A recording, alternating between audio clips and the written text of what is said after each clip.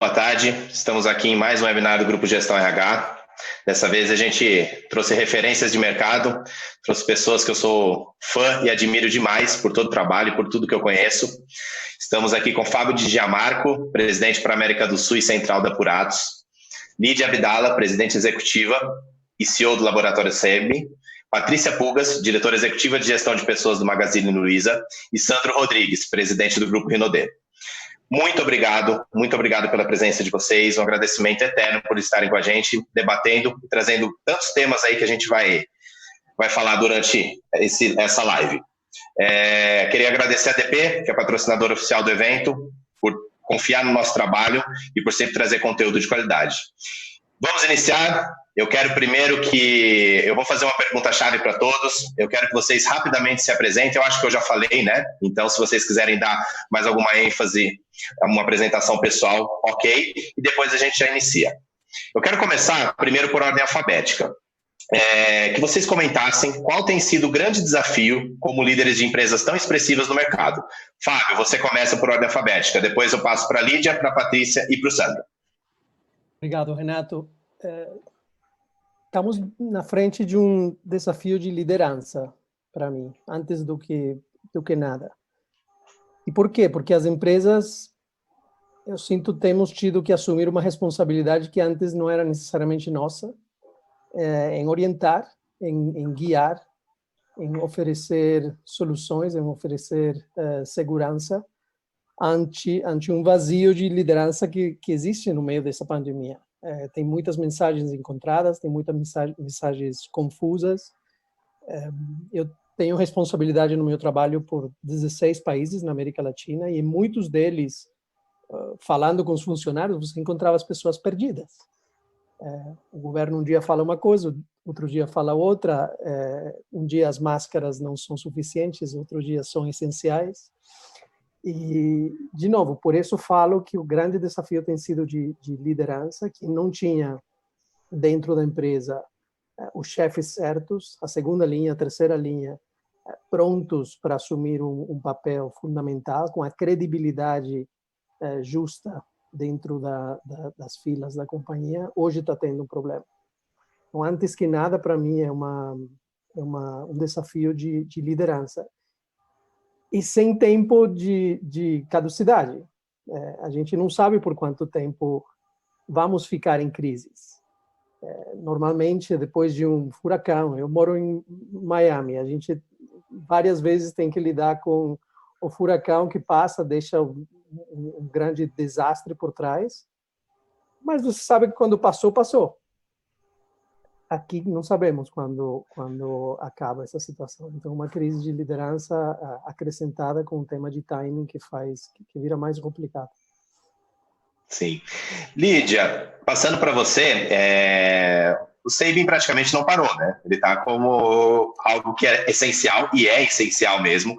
Então, a gente sai um pouco desse modelo de, por exemplo, eu, o Fábio, a Patrícia, o Sandro, a gente ficou em casa, a gente teve um tempo em casa, estamos fora. E você praticamente continuou todo o tempo trabalhando. Como foi para você essa diferença em relação à pergunta que eu fiz, mas por estar presente dentro da empresa, como se não tivesse mudado muito a sua rotina em relação a ir ao trabalho? Eu sou Lídia, sou presidente do SEIB. O SEIB é uma empresa de medicina diagnóstica. A gente atua com sede em Brasília, né, no Distrito Federal, mas hoje estamos em 13 estados no Brasil, 53 cidades, 296 unidades de atendimento ao cliente em todas essas cidades. São 5.400 funcionários, colaboradores em todo o Brasil. E como uma empresa de saúde, a gente seguiu trabalhando, atendendo, estamos dentro de vários hospitais em todo o Brasil. Houve uma mudança, né, do perfil do consumidor, o paciente tendo que ficar em casa, né, em isolamento, e muitos, né, tanto pela demanda do exame de detecção de Covid e também pacientes que precisam de fazer outros exames, né, tratamento oncológico, pacientes que usam medicação, monitoramento. Então, um grande desafio foi como colocar a empresa neste momento com um outro formato de atendimento, e isso, né, veio muito de transformar os processos, né, de mudar a forma de atendimento. Por um outro lado, um desafio empresarial grande também, porque sendo uma empresa de saúde, grande demanda por exames de Covid, mas, de outro lado, muito dos nossos procedimentos seletivos caindo, então a gente também viu a nossa receita reduzir a 50%, né?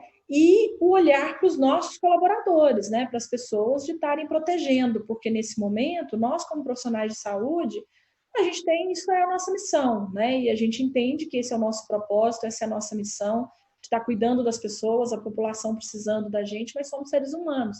Como seres humanos, temos medo. Medo do vírus, medo de se contaminar, medo de levar o vírus para casa, medo de levar para a nossa família. Então, é um paradigma mesmo que a gente tem vivido nesses poucos mais de 100 dias aí de pandemia. O Distrito Federal foi, talvez, a primeira unidade da federação a fechar, né? Fechou a escola em 12 de março, 18 de março tinha decretado todo o fechamento de comércio, então a gente teve que ir se adaptando muito rapidamente. Como eu disse, nós estamos em várias regiões do país, a epidemia chegou de forma, né, diferente em cada uma dessas regiões, e também a nossa capacidade de ir adaptando os protocolos, principalmente de segurança, de proteção das nossas pessoas, em cada um desses lugares. E o que eu digo é que, nesse momento, mais do que nunca, a gente colocou à prova o que é o nosso propósito, né? Qual a razão da gente existir. Da gente existir como empresa e a importância do propósito nosso de vida pessoal estar alinhado com o propósito da empresa. Né? Isso passa por decisões que a gente vai tomando, né, todos os dias. Eu, como líder da empresa, é claro que a gente, no momento inicial, a gente fez uma matriz de risco, né, de toda a empresa.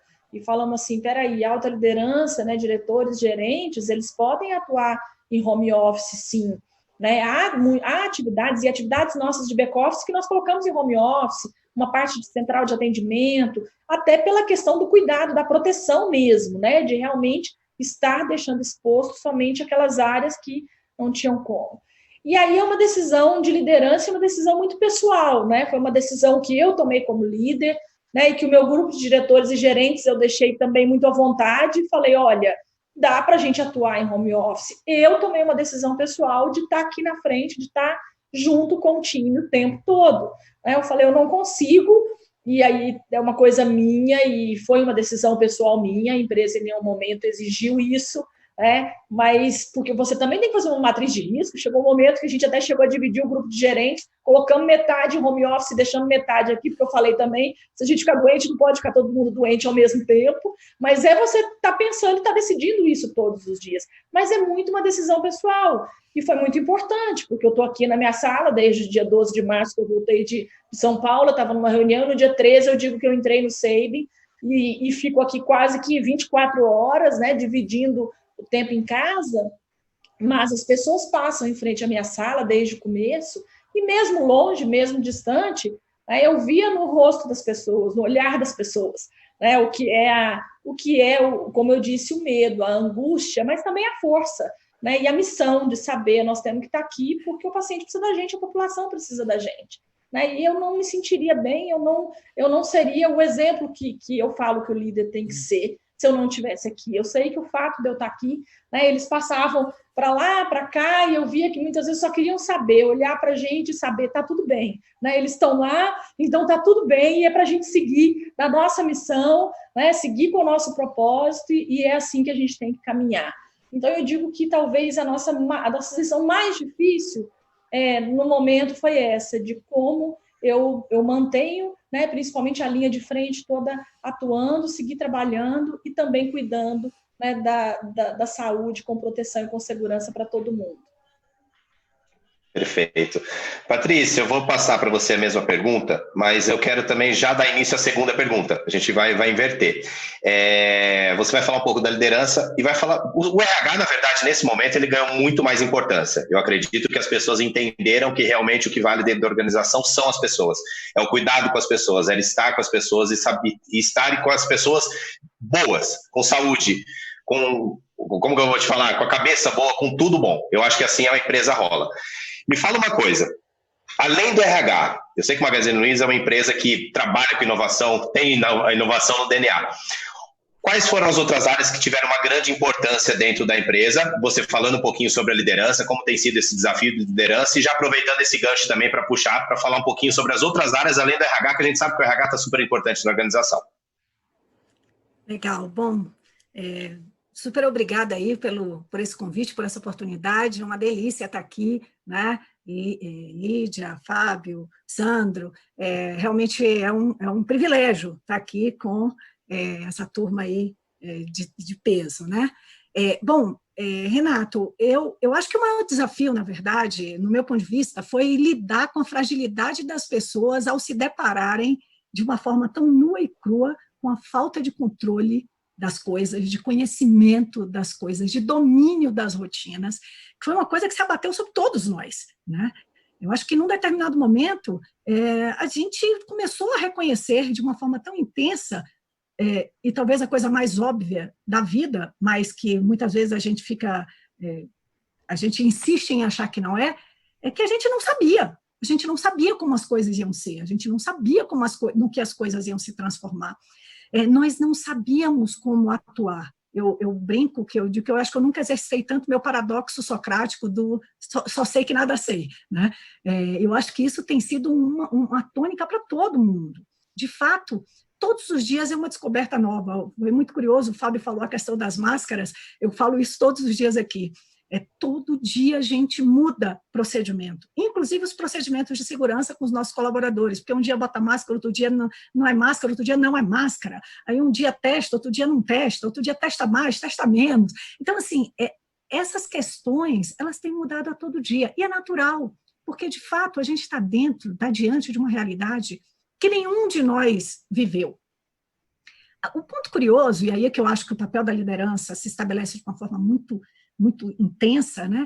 É que, na verdade, isso não é uma peculiaridade deste momento. Ele se exacerbou neste momento. Mas essa questão da mudança constante, essa questão das incertezas, essa questão da necessidade de flexibilidade, de adaptabilidade, tem sido uma marca desses novos tempos, né? Eu acho que toda essa questão da pandemia, ela exacerbou essas situações e fez com que a gente se deparasse com isso, e isso nos pareceu uma falta de controle, uma falta de domínio. Então, as angústias aumentaram muito.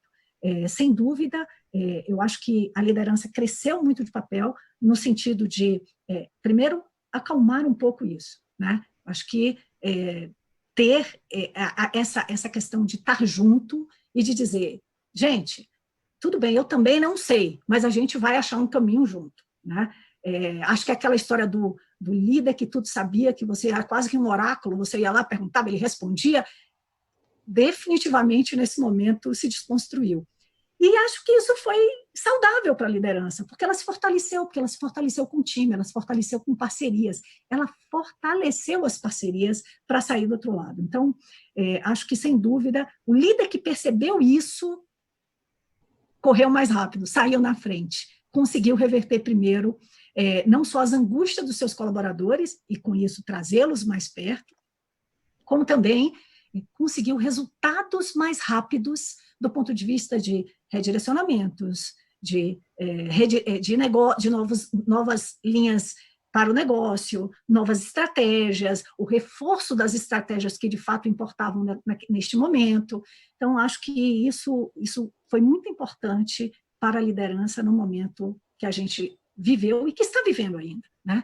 E que, de novo, não vai ser tão diferente daqui para frente. Eu até comentava, tenho comentado isso, né, com alguma frequência, eu cheguei a comentar um pouco antes aqui com vocês, eu acho que é impossível a gente viver isso tudo e sair igual. Se alguém viver isso tudo e sair igual, acho que essa pessoa deveria ser analisada, porque com certeza tem alguma questão específica sobre ela, porque acho que todos nós, de alguma forma, estamos nos transformando, e as empresas também, e as lideranças também, né? Eu acho que ter essa consciência é uma consciência muito relevante. E aí, eu acho que dentro desse contexto, o olhar que a gente deveria ter é, tudo bem, mas o quanto também a gente fez por essas lideranças, né? Porque elas também, em algum momento, elas estavam no mesmo contexto de fragilidade, de angústia, de incertezas que todos os demais, né? Porque isso também é importante. E compreender isso, e reconhecer isso, e deixar claro para eles isso, e dizer, olha, não é vergonha você dizer que não sabe, não é vergonha você falar que tomar uma decisão hoje e mudar a decisão amanhã, porque, de fato, esse é o contexto que a gente está vivendo, né? Cada vez mais a tolerância ao erro tem que ser reforçada, né? Porque não tem como você não errar no momento em que você nada sabe. Então, seguramente, você vai acertar muito, mas seguramente também vai errar. E o importante é redirecionar o mais rapidamente possível. E aí, nessa linha dos redirecionamentos, sem dúvida, os negócios precisam ser redirecionados. E as empresas precisaram redirecionar os seus negócios. E dentro desse contexto, algumas áreas, já entrando na sua segunda pergunta, ganharam uma relevância significativa. Sem dúvida o RH, mas o RH que protagonizou, porque também o RH que ficou ali escondidinho, ai meu Deus, deixa isso passar aqui, que ninguém me veja rapidinho, também não vai ter contexto, né? Mas, sem dúvida, a atividade do RH ela passou a ter uma relevância enorme, porque, primeiro, a questão de saúde, questão de pessoas, as questões emocionais, psicológicas, né? Todas as outras, as questões de capacity, de redirecionamento de equipes, enfim. Mas não só o RH, mas também outras áreas eu acho que ganharam muita importância.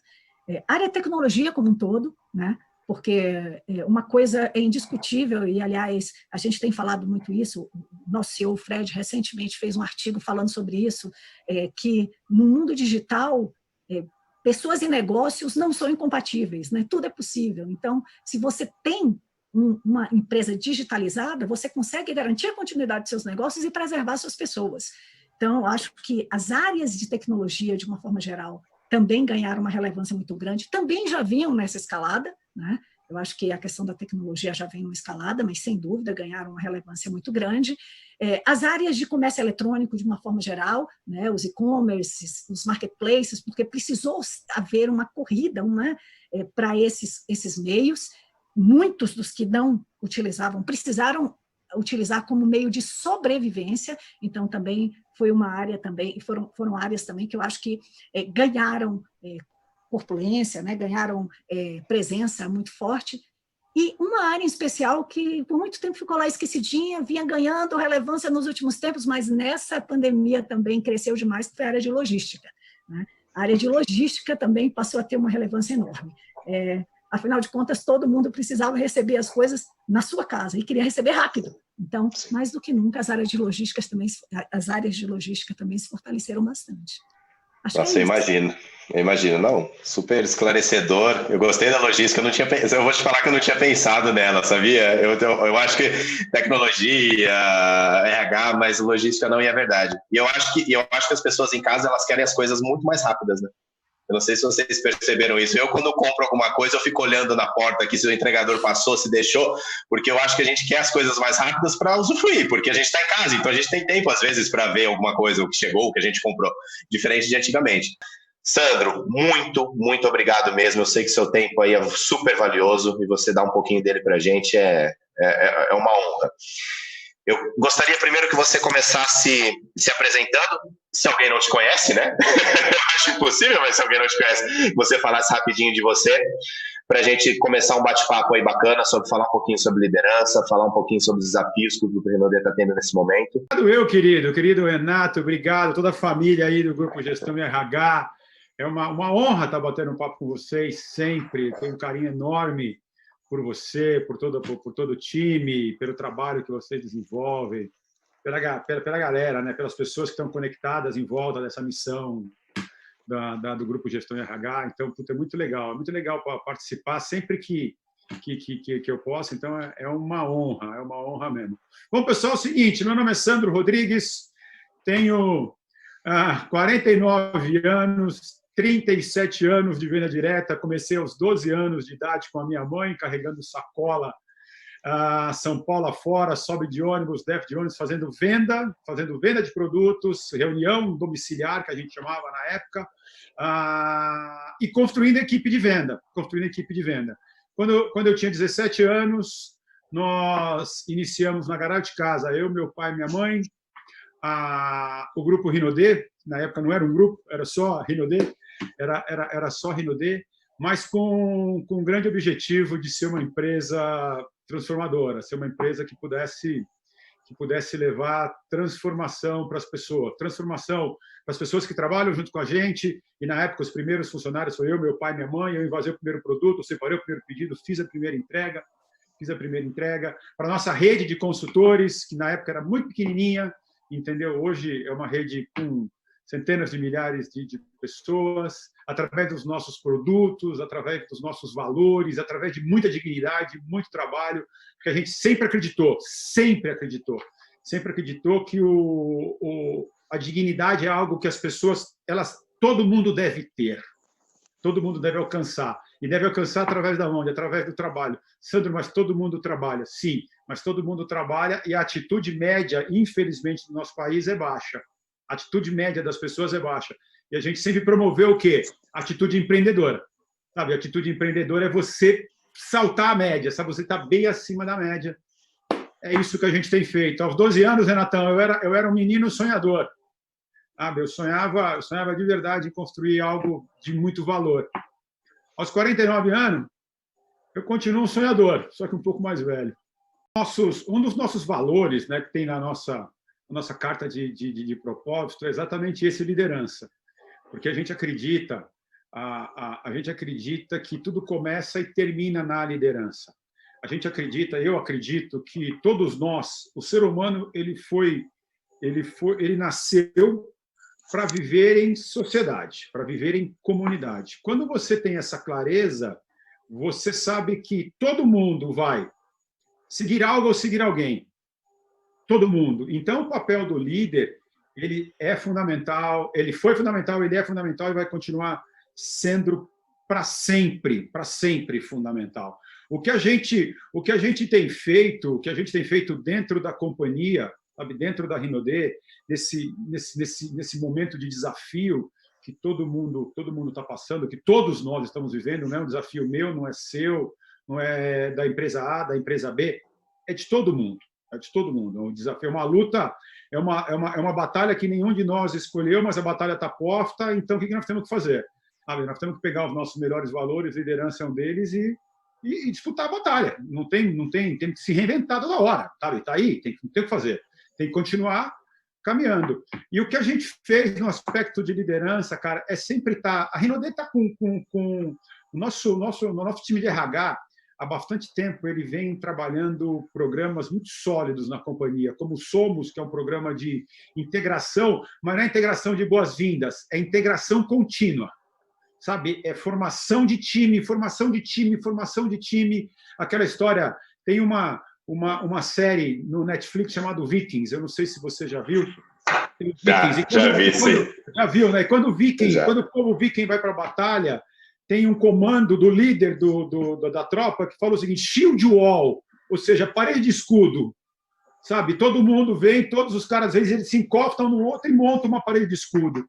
É um pouco isso que a gente tem trabalhado na Rinodê, ensinar os nossos líderes a montar essa parede de escudo dentro da companhia, porque assim a companhia está protegida, as pessoas estando protegidas, claro que não temos risco do mercado todo dia, mas as pessoas tendo consciência disso, a gente consegue caminhar. E para fora é a mesma coisa. Nós temos hoje 850 mil consultores só no Brasil. Né? Só no Brasil. Para fora é a mesma coisa. Nós temos a UH, Universidade Rinodê, né, que é a nossa plataforma de conteúdo. Nós não acreditamos que é possível você alcançar o resultado positivo sem você se desenvolver. Sabe, se desenvolver em todos os aspectos da vida, não só em um, sabe, é no emocional, é no físico, é na saúde, é no intelecto, é no social, é no profissional, sabe? Então, é isso que a gente tem colocado muito forte para a nossa liderança. Através agora de, como a gente estava falando um pouco, né? A gente tem muito claro, desde que começou esse desafio, que a diretoria da companhia, nós paramos, olhamos e falou, no primeiro momento realmente dá muito desespero, Só que a gente caiu uma ficha, falou, o nosso negócio ainda é o mesmo. O que nós temos que descobrir agora é uma forma diferente de fazer, mas o negócio não mudou, sabe? Não mudou, o negócio de nenhum de nós mudou. Nós temos que arrumar uma forma diferente de fazer, e é isso que eu tenho inspirado na nossa liderança. Eu acho que para a Lídia também não deve ter sido diferente, para o Fábio também. Lídia, voltando a essa pergunta das áreas, nós estamos aqui com três empresas de diferentes segmentos, 4 empresas de diferentes segmentos, diferentes setores, então é totalmente diferente aí a prática de cada uma. Qual a importância, tirando o RH, que eu sei que você é muito próximo ao RH do SEIB, muito próximo a Marli, muito próximo a todo o time de RH de vocês, qual foi a importância e qual outras áreas que ganharam uma certa autonomia e principalmente uma relevância maior nesse tempo? Bom, no nosso caso, claro que o RH, toda a área de gestão de pessoas, né, é fundamental, não só nesse momento, mas em todos, e estão desempenhando um trabalho brilhante, né, e o que eu digo sempre é que o RH, que é a área de gestão de pessoas, eles são profissionais, pessoas que são grandes veículos dentro da empresa. O RH, ele dá as ferramentas, o RH, ele pega na mão, ele ensina, ele acompanha, né? Mas RH são todos os líderes da empresa, são os RH da empresa, né? É uma coisa que a gente fala muito isso aqui dentro. E a gente viu o quanto isso foi importante nesse momento, né? Que a gente não conseguiria chegar em todas as nossas pessoas, em todas as unidades, em todos os hospitais que nós estamos, se realmente a gente não tivesse ali em cada um destes lugares um líder, né, com o espírito de RH e que, independente, né, da formação, tivesse realmente, né, no seu espírito, na sua essência, dentro da sua diretriz de gestão, o olhar genuíno para as pessoas e para o bem-estar das pessoas. Agora, é claro que nós tivemos áreas que foram super importantes e que se despontaram, e não há como não dizer da área de tecnologia. Nós somos um negócio que o nosso negócio ele já é muito ancorado em tecnologia, claro, né? Toda a parte de realização de exames, de novos métodos, novos equipamentos, novas formas de se relacionar com o cliente foi muito importante. Como eu disse, o nosso cliente, ele, de uma hora para outra, ele deixou de ir nas unidades físicas presenciais e passou a solicitar o serviço domiciliar, por exemplo. Então, nós tivemos que triplicar nossa capacidade de call center, de serviços domiciliares, né? Triplicar a capacidade de pessoas, de profissionais preparados e capacitados para estar indo até a casa dos pacientes, atendendo hospitais que a gente não atendia, que a gente nem era o laboratório, né, do hospital, mas que a gente passou a ter que atender o hospital porque o laboratório muitas vezes não tinha condição de fazer os exames de Covid. Nós somos o maior laboratório de Manaus, no Amazonas, temos uma operação grande em Belém, acho que vocês acompanharam, né, o que aconteceu, né, em Manaus, no Amazonas, em abril, o sistema de saúde colapsado, né, somos o maior laboratório de Palmas, estamos em Florianópolis, então a capacidade destas áreas nossas de call center, de serviço domiciliar, de tanto estar, né, de tanto preparar e mudar para ter mais infraestrutura, de se comunicar com o cliente por diferentes canais. Eu acho que isso já era um caminho, uma jornada que a gente estava trilhando, mas eu acho que, de fato, o consumidor já vinha mudando o seu perfil, né, de ter um perfil mais digital, de querer, né, uma interação mais rápida com os serviços. E a saúde, ela tem um perfil muito diferente do cliente, porque o cliente ele quer rapidez, ele quer velocidade, ele quer acessar o resultado dele pela internet, ele quer pegar todas as informações ali, mas ele também quer o contato, porque o contato, ver quem está fazendo o exame dele, quem está colhendo o exame dele, isso é o que dá confiança, né? É o que estabelece a relação de confiança. Então, como que a gente também trabalha com esse cliente, mesmo à distância, e mantendo o vínculo da confiança, que é fundamental no nosso negócio, na relação ali com o paciente. Então, estas áreas foram áreas fundamentais, além das áreas de realização de exames, né, em si, e a nossa área de supply chain, né, que foi um momento de realmente a gente também, né, testar todas as nossas eficiências, processos. Vocês acompanharam aí o que o Brasil passou, tem passado ainda, mas no começo foi muito difícil, falta de reagentes, de equipamentos, de EPIs, né, máscara, luva, a gente não conseguia importar, né, e passamos por momentos muito difíceis, e eu digo que a nossa área de supply chain foi fantástica, conseguiu estabelecer, né, novas parcerias com China, com Estados Unidos, com a Europa, e a gente conseguiu manter em todos esses dias, em nenhum momento faltar nenhum EPI para os nossos profissionais que estavam, né, tendo que fazer as coletas, atendendo os pacientes, realizando os exames, além de todos os outros tipos de materiais. Então, eu acho que foram áreas que se destacaram, claro que a nossa área de comunicação, né, comunicação corporativa e marketing, porque eu digo que nesse momento a gente viu também a importância da gente como serviço de saúde, de estar prestando informação para a população, né, informação de qualidade, informação confiável, informação correta, né, como tanto o Fábio e a Patrícia já comentaram, muitas mudanças o tempo todo, e muda protocolo, uma hora usa máscara, não usa, né, depois as dúvidas com relação a teste, que teste faz, que hora que faz, e eu posso fazer, né, eu estou com sintoma, não estou, então assim, a gente também teve uma atuação muito grande da nossa área de marketing de comunicação, né, que tanto interna, né, para estar repassando o protocolo o tempo todo, 24 horas, sábado, domingo, o tempo todo comunicando com todo o time, e uma comunicação externa, né? Porque eu acho que aí tem até uma responsabilidade social nossa perante a comunidade, a sociedade, de estar dando informações corretas, claras, né, em tempo, além de estar disponibilizando, claro, todas as comunicações dos nossos serviços, as novas formas de atendimento e tudo, que também foram importantes nesse momento de grande demanda pela realização dos exames de Covid. Perfeito. Fábio, eu vou pedir para você dar a palavra final sobre essa pergunta, mas eu queria já entrar em outro assunto contigo. Faz 3 anos que você está na Apurados, que você assumiu a gestão, correto? 3 anos e meio, mais ou menos. 3 anos e meio. Qual tem sido a sua principal demanda em relação à área de RH e à gestão dos colaboradores? Pegando um pouquinho do gancho do que a gente falou aí sobre RH.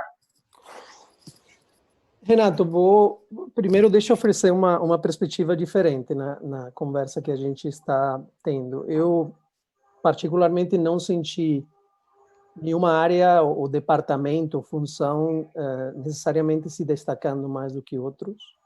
Senti, sim, mais do que nunca, aquela sensação de que somos um sistema, né? Onde cada uma das funções é essencial. Não posso imaginar a gente ter navegado do jeito que navegamos estes 4 meses e os que faltam, sem cada uma das funções se reinventar e jogar um papel. Um pouco. Alimentos. Então, Fábio, deu uma cortadinha. Grande parte da... Oi, tá me ouvindo? Agora sim, tá agora sim. Agora sim. Cortou uns 10 segundinhos, mais ou menos. Tá. Alimentos dos pães que são consumidos no Brasil e em vários dos países da América Latina são feitos com ingredientes da Apurados. A gente atua também em confeitaria e em chocolate. Então, a indústria de alimentos é essencial. Obviamente, a gente não parou, as nossas 16 fábricas ficaram abertas na região inteira o tempo todo. E sinto que 3 áreas viraram importantes para todas as funções. A primeira tem que ver com RH, mas, na verdade, todos nós precisamos de jogar um papel muito mais forte em ela. É a área humana. O líder precisou virar muito mais humano. A empatia foi fundamental. A Patrícia falou muito da angústia, do medo. A Lídia também falou do medo das pessoas, de não saber o que fazer. Cada um dos gestores, em qualquer das áreas, precisou exercer essa função de líder humano, de líder empático, de líder que escuta, de líder que entende, de líder que fica mais flexível, independentemente da área. Então, para mim, essa foi um elemento fundamental. O segundo elemento, vocês falaram também, é a digitalização do momento, desde a parte de comunicação, passando pela parte de toma de pedidos e ordens, passando até a velocidade com que a gente tinha que entregar. As empresas que não estavam prontas com digitalização precisaram correr atrás, aquelas que estavam prontas, vimos como o imediatismo virava a palavra da hora. Todo mundo queria as coisas já, imediatamente. E correr atrás disso precisou de cada uma das áreas se reinventar. De novo, era o vendedor que agora passava a tomar 100% dos pedidos de forma digital, mas também era o EDI, a conexão com os nossos fornecedores de jeito digital. Enfim, precisamos, obviamente, dessa parte muito, muito agilizada. A terceira área que para mim tomou importância fundamental, e de novo, ela conseguiu unir a empresa toda, é a Caixa. Se tem um elemento que virou a prioridade de todos nós, é o capital de trabalho, a Caixa. E o jeito em que a Caixa virou prioridade para a gente subsistir em cada um dos países, de novo, tinha muito a ver com quem vende, mas tinha a ver com quem cobra, tinha a ver com quem entrega, tinha a ver com quem fecha negociações com os nossos fornecedores, tinha a ver com quem desenha incentivos, porque todos passamos a ter um incentivo muito forte de geração de caixa. Então, para mim, e não era um tema de finanças só, precisou de muita comunicação, de novo, de muita integração, colaboração entre as áreas, para entender como todos tínhamos um papel a cumprir na geração dessa caixa. Então, são três áreas que para mim viraram fundamentais e onde todas as funções precisaram se virar. RH, by the way, complementando a pergunta, para mim sempre tem sido um protagonista. Não vejo a importância de RH nesse momento maior que em algum dos outros. As empresas, sim, onde RH não tinha uma função de protagonista antes da crise, elas, te garanto, estão em problemas hoje. Porque precisaram gerar um protagonismo que vai ser sentido através da companhia como fake, se ele não era já um verdadeiro copiloto da gestão, e esse é o jeito em que nós, na Puratos, já entendíamos o RH. Voltando para a segunda parte da tua pergunta, você falava das demandas nesses 3 anos que temos colocado nessa função de people, de RH. Quando eu cheguei 3 anos e meio atrás na Puratos, não tínhamos uma estratégia de pessoas. Então, na verdade, a primeira demanda foi para a Dani: vamos entender as necessidades profundamente, vamos entender as oportunidades profundamente para gerar uma estratégia de RH. E rapidamente identificamos a cultura como uma das áreas fundamentais, diversidade como uma das oportunidades principais, onde podíamos melhorar significativamente. São as 3 áreas, os pilares da estratégia com que temos trabalhado nos últimos 3 anos, cada uma delas com avanços importantes. Eu destacaria a diversidade como a área onde a gente avançou muito mais, inclusão. Hoje, quando você olha a região nossa, na América Latina, estamos chegando em 50% de mulheres em posição de liderança, e isso não era assim 3 anos e meio atrás. Temos áreas onde ainda precisamos, a diversidade e a inclusão vai muito mais além do gênero, e temos áreas onde ainda temos muito para trabalhar, mas me deixa orgulhoso ver mulheres, gerente geral, presidente da nossa operação do Brasil é mulher, gerente geral, presidente da nossa operação na Argentina, no Peru, e na verdade ficamos muito melhores na toma de decisões e como organização e como dinâmica quando temos essa diversidade no nosso grupo. Verdade, Renato, a Rinode, como eu sempre falo, né, a Rinode, como todas as empresas, é a minha crença, tá?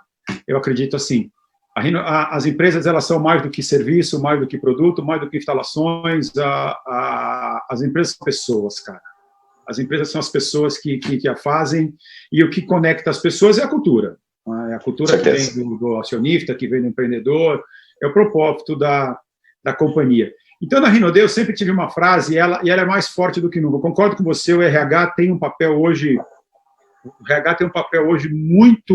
muito importante, muito importante. Nós tínhamos práticas, por exemplo, que nós conseguimos dentro do nosso RH, as nossas práticas que eram presenciais com o nosso time, a gente conseguiu levar para o digital, e o RH foi muito bacana nisso. Por exemplo, nós temos o papo de corredor, papo de corredor que a gente pegava um diretor, o CEO, aqui a Marília ou eu, não tinha muita ordem, não tinha muita pauta, pegava lá no escritório, tanto na fábrica, como na nossa franqueadora, ou como na nossa distribuidora, pegava lá no escritório e falava: galera, papo de corredor, para um pouquinho aí.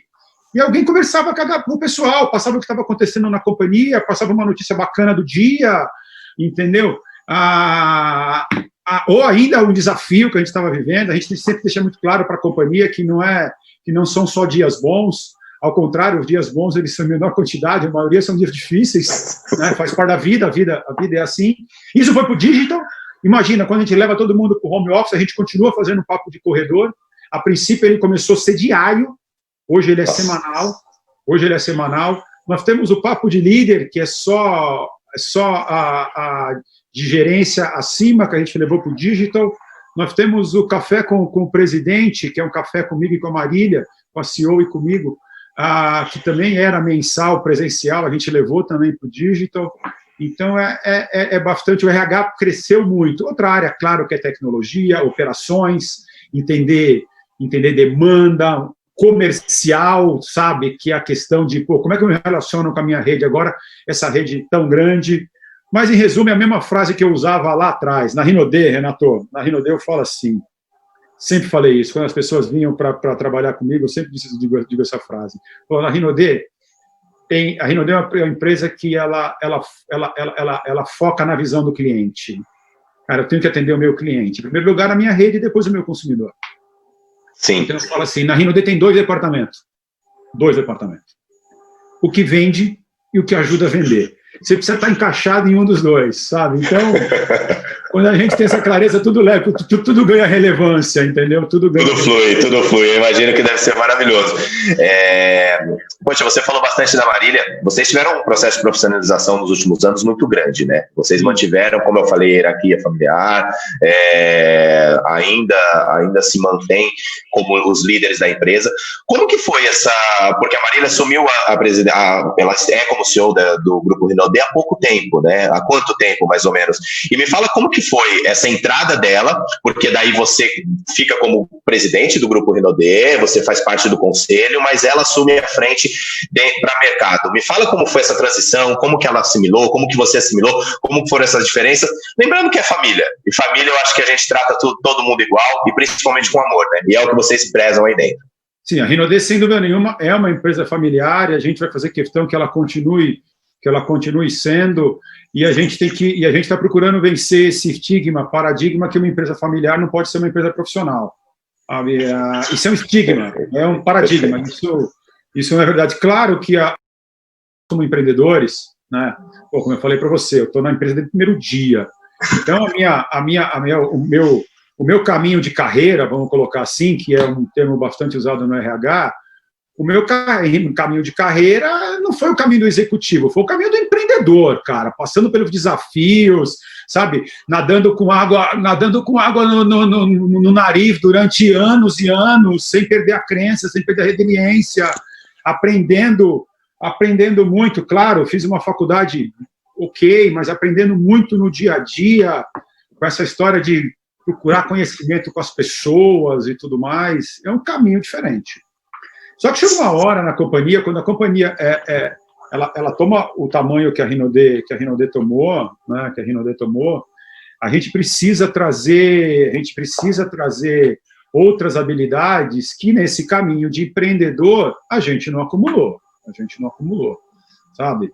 E foi aí essa decisão de implantar uma governança sólida na empresa.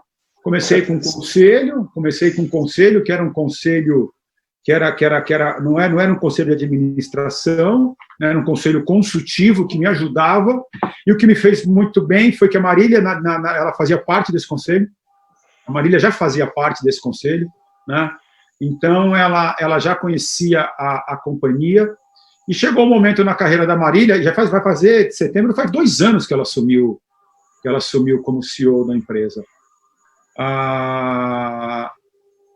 Ela na empresa que ela estava, surgiu oportunidade, ela acabou se desligando, e eu já estava com isso muito claro na cabeça. Falei, vai chegar um momento que eu preciso sair dessa cadeira de CEO, de cuidar do operacional e estratégico, mas ir mais para cima, no sentido de olhar a visão maior, entendeu? Olhar a visão maior desse negócio e deixar alguém cuidar disso. Eu fiz o convite para a Marília, ela pensou, ela é super apaixonada pelo propósito da empresa, pela dignidade da empresa, e ela super que aceitou, e a empresa a empresa verdadeiramente é outra. Lídia, eu vou para você, uma pergunta individual agora, a gente começa esse formato de perguntas individuais. O público interno e as lideranças do SEIB sempre foram predominantemente femininos, né? De alguma forma isso daí tem influenciado a gestão da crise gerada pelo novo coronavírus ou não? Olha, eu digo sempre que sim, porque as mulheres têm a capacidade, sobretudo, eu acho, da dinamicidade, sensibilidade, né? Que é da mulher, que é nato, né? O instinto do cuidado, né? Não só a empatia, mas também e a sensibilidade, mas o próprio instinto do cuidado. E é claro que isso faz a diferença em qualquer momento da empresa, em momentos de crise, principalmente. Mas, sobretudo, claro que é uma empresa de alma feminina, fundada por 2 mulheres, né? Tem uma mulher presidente, 77% do nosso quadro é de mulheres, e essa é uma característica do setor de saúde. E o diferencial é que aqui 74% da liderança é feminina.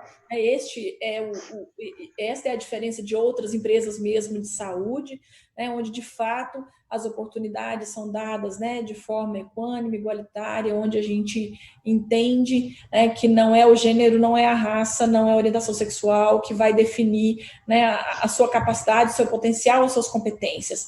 Então, o que eu digo que fez e faz muita diferença, claro, nesse momento de crise também, é a valorização da diversidade e da inclusão. Né? De fato, diversos nós somos, nossas empresas são diversas, porque nós vivemos no Brasil, que é um país muito diverso.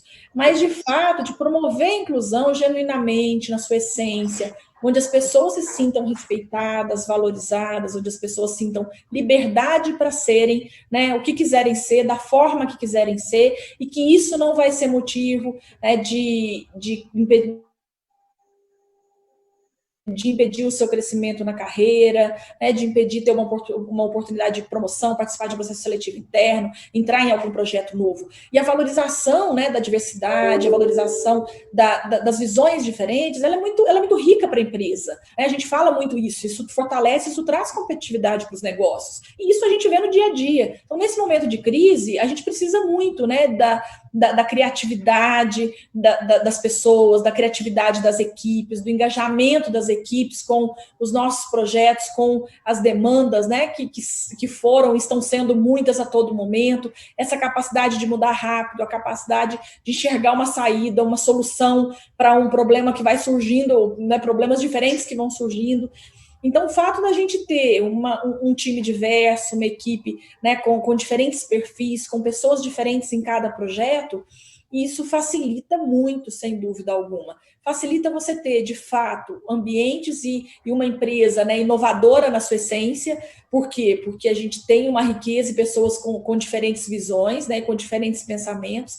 Então, isso faz com que as pessoas, de fato, tragam ideias diferentes, tenham visões diferentes para o mesmo problema, soluções diferentes para o mesmo problema. Né, e isso é importante em momento de crise.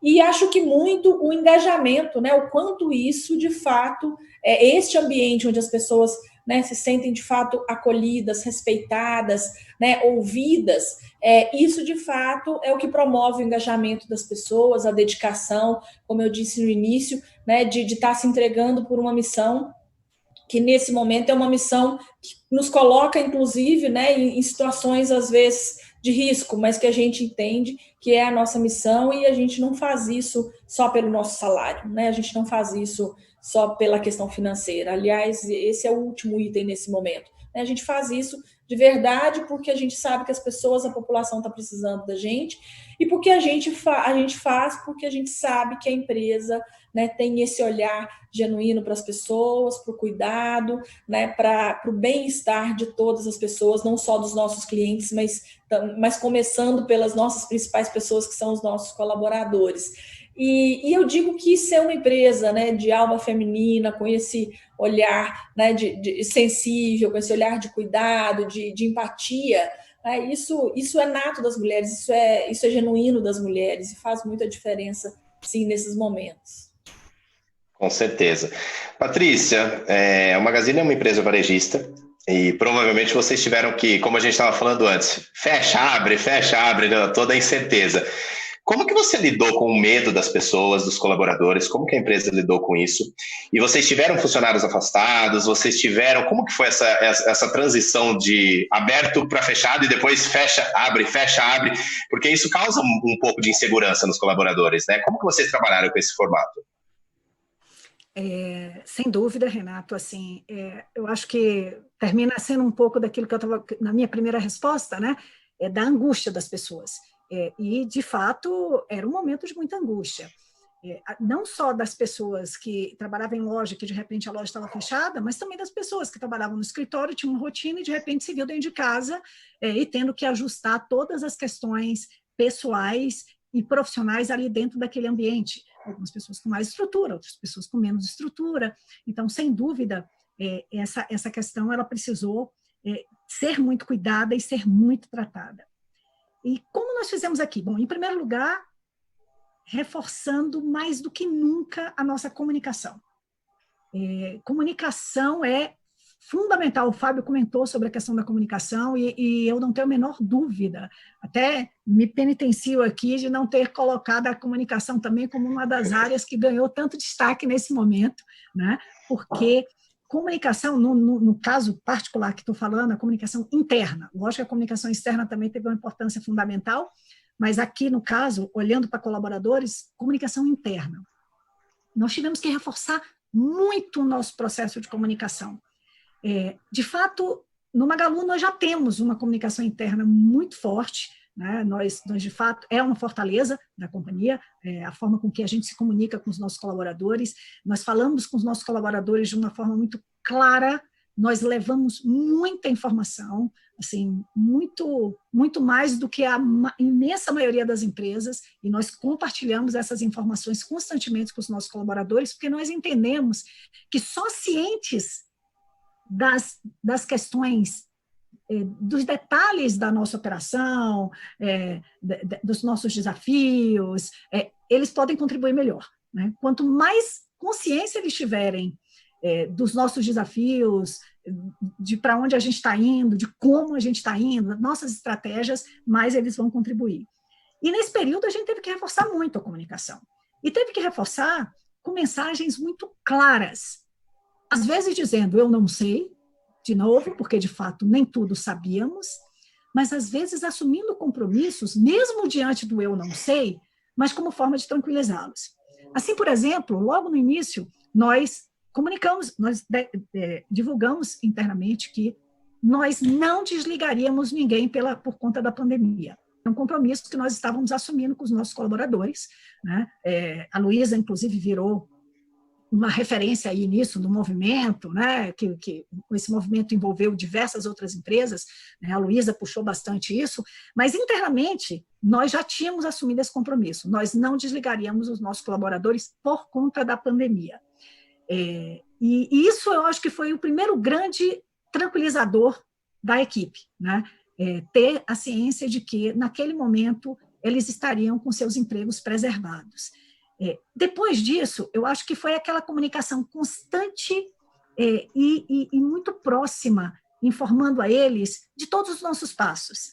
Quando fechávamos, quando abríamos, o que íamos fazer, quais eram as providências que nós íamos tomar, por exemplo, enquanto as lojas estavam fechadas, os processos de inovação que nós conseguimos estabelecer para as lojas, ainda que fechadas, algumas delas, embora fechadas para venda, elas, por exemplo, tiveram uma função determinante como um mini CD, como um ponto de logística, né? Ela passou a ser um ponto de entrega muito forte.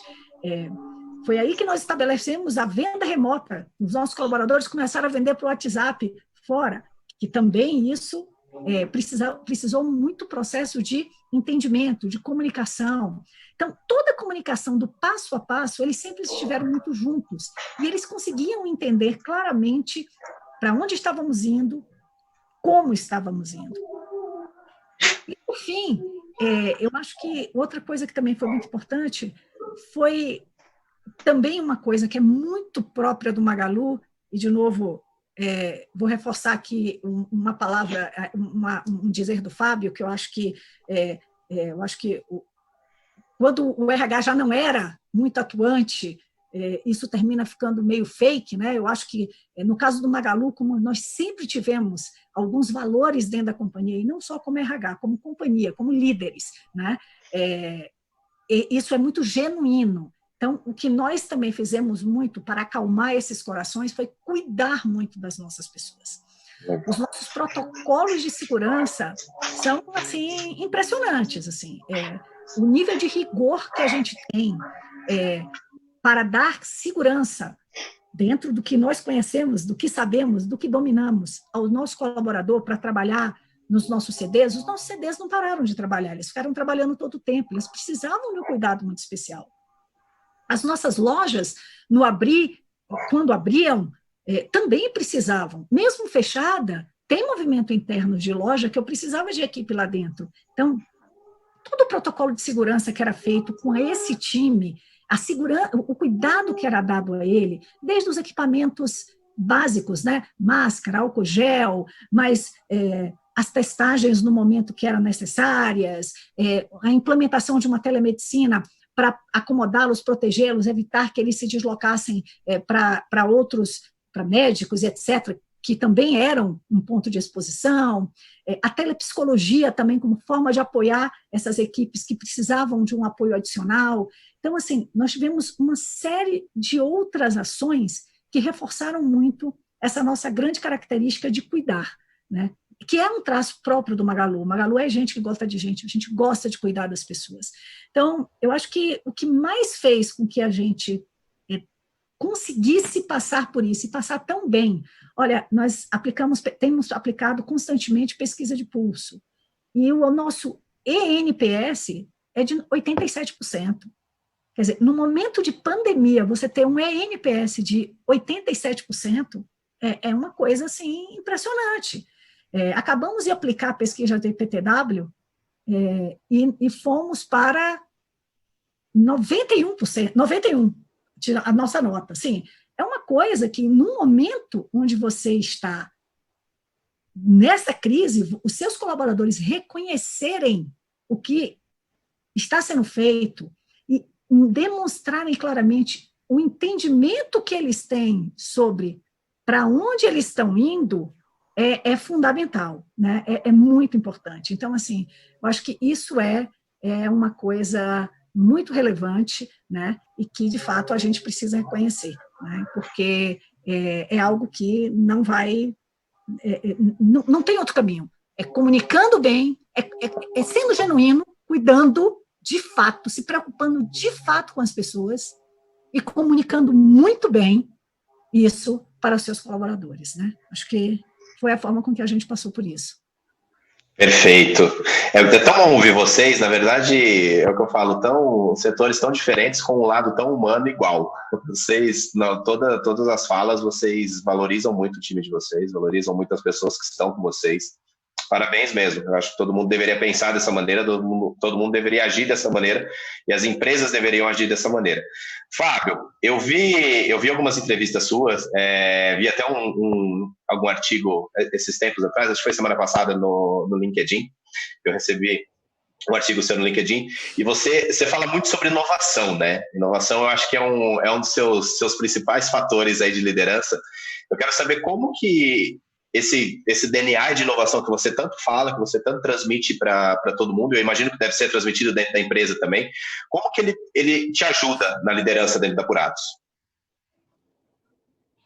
Renato, o que procuramos fazer na Apuratos e na minha região é fazer as coisas de uma forma diferenciada, de tentar não transitar o caminho que não seja o mais manjado, e tentar criar um diferenciador para isso. Obviamente, inovação não é só produto, e temos inovação bem interessante de produto e exemplos de coisas que fizemos durante esse período de crise, nesses 4 meses, como a gente se virou e se jogou em ingredientes, por exemplo, com mais grãos, ou com maior conteúdo de fruta, ou com maior conteúdo de fibra, porque o consumidor acordou, né, de repente, e começou a se alimentar de forma mais saudável.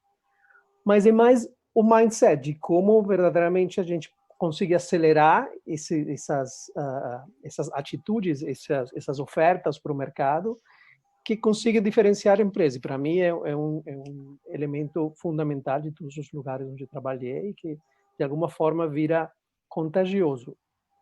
Por exemplo, para mim, sou convencido de que a gente pode fazer que RH seja um elemento diferenciador no mercado, que as nossas práticas de people sejam um elemento diferenciador dentro do mercado. Se lembro, em 2012, na minha empresa anterior, atuávamos no segmento de bebidas, a gente estava implementando o Bermuda Day nas sextas-feiras em 2012, porque vimos oportunidade, porque nos perguntamos why not, e foi um elemento que gerou muito engajamento dentro de um target principalmente jovem, que era a parte forte dos nossos funcionários. Hoje, inovação, obviamente, requer um foco no cliente ainda mais forte, requer uma proximidade com o cliente e uma agilidade em reagir para oferecer coisas diferenciadas ainda mais importante. Te dou um exemplo, a gente vive de demonstrações técnicas. Nós conseguimos demonstrar a fortaleza do nosso produto, a superioridade técnica do nosso produto numa interação one-to-one com o cliente nos nossos centros de inovação, etc.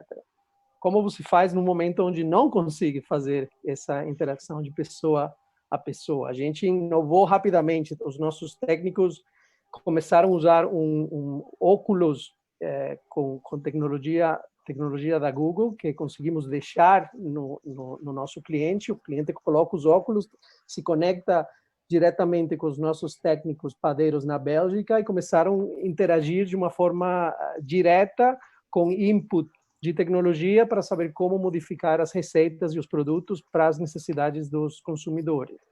A gente, falamos tanto de escritório, work from home, o que fazer com os espaços. A gente estava no meio dessa pandemia por abrir o nosso centro de inovação e novo escritório em São Paulo, na Vila Olímpia, e a gente conseguiu rapidamente evoluir vários desses espaços que iam ser para escritórios, pessoas sentadas num cubículo, e viraram espaços para maior interação com o cliente, uma vez que a pandemia passar, mas também um desses espaços virou um estúdio de televisão, praticamente.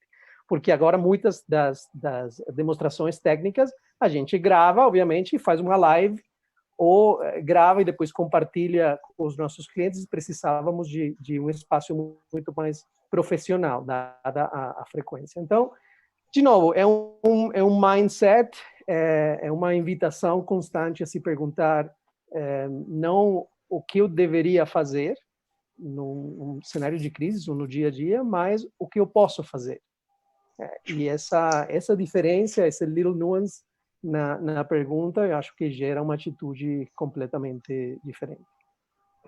Sandro, falando um pouco de números, a pandemia começou em março, né? Então, em março, eu acredito, eu até tinha os números desatualizados de vocês, eu tinha 700 mil consultores espalhados pelo país, você me disse no começo do nosso bate-papo que já são 850 mil.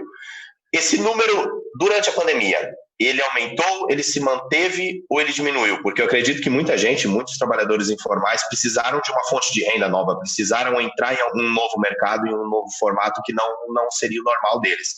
Me fala um pouquinho sobre esse tempo, já que a gente está aí há 4 meses, há praticamente 120 dias aí de pandemia, um negócio que para mim seria 10, 15 dias, e ninguém acreditava, e eu acho que o baque demorou para ser aceito, mas foi aceito. Então, as pessoas precisaram começar a entender que não seria uma coisa rápida, que seria uma coisa demorada, que a gente precisaria ter outras formas de receita para trazer a comida para dentro de casa.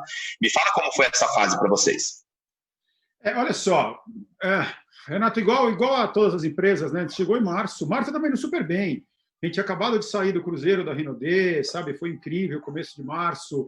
Quando deu Imagina uma coisa. A Rinode, essencialmente, é uma empresa de relacionamentos, que é venda direta, né? Então, é apresentação de produto, apresentação do negócio, reuniões grandes, reuniões pequenas. A gente faz uma conta estimada, contando todas as equipes da Rinode, a gente faz uma conta estimada que nós temos, por mês, algo em torno de 2.000 eventos, de todos os tamanhos. Nossa! E a gente chama de evento aquilo que a rede está fazendo, promovendo, vendendo o produto e promovendo o próprio negócio. Tá? Imagina, então, ou seja, nosso negócio acontece dessa forma. Imagina que no dia, estava indo super bem em março, no dia 16, dia 13 de março, eu faço uma live para a rede da Rinode, para toda a rede da Rinode, dizendo o seguinte: galera, os eventos estão proibidos, não é para você fazer mais. Cara, parece que na segunda quinzena de março o mundo desapareceu, porque o resultado foi muito ruim. Foi muito, muito ruim. Sabe, acho que todo mundo tomou um choque. A nossa vantagem é que a Rinode começou a se preparar antes. Lá atrás, em janeiro, quando a gente começou a ouvir, quando eu ouvi que alguém falou que São Paulo poderia não ter carnaval, chamei a diretoria e falei, isso é muito sério, então vamos nos preparar. Então, a gente tinha acabado de lançar na nossa convenção, a nossa plataforma de e-commerce, nós implantamos um sistema de delivery nas nossas franquias, são 400 franquias no Brasil, nós orientamos a nossa produção para produtos que a gente acreditava que iam ter a demanda maior, que era, no caso, as coisas de higiene. Então, a gente largou antes. Então, quando nós começamos, nós estávamos minimamente preparados. Mesmo assim, o impacto veio. A partir de abril, me parece que a gente faz venda direta, tá? Venda direta, só que a gente usa a plataforma do marketing multinível, que é uma pena que muita gente não compreende. É uma pena. E se você que está assistindo aqui agora e você tem um conceito negativo, tudo bem, está tudo certo, não tem nada errado nisso. Mas marketing multinível é a maior ferramenta de promoção de atitude empreendedora no mundo. Marketing multinível faz com que pessoas comuns, com atitude fora do comum, tenha resultado fora do comum. Sabe? E resultado fora do comum que eu estou falando, pessoal, é uma família conseguir o sustento dela, ainda mais num momento como esse. Eu não estou falando de comprar helicóptero, de comprar Ferrari, isso é bobagem, entendeu? Não é isso que a Rinode acredita. Então, minha dica para você é, de verdade, não julgue o marketing multinível por exemplos errados que você vê, porque o marketing multinível é muito poderoso, e toda ferramenta muito poderosa, se mal usada, faz mal. Se bem usada, faz muito bem, que é o caso da Rinode.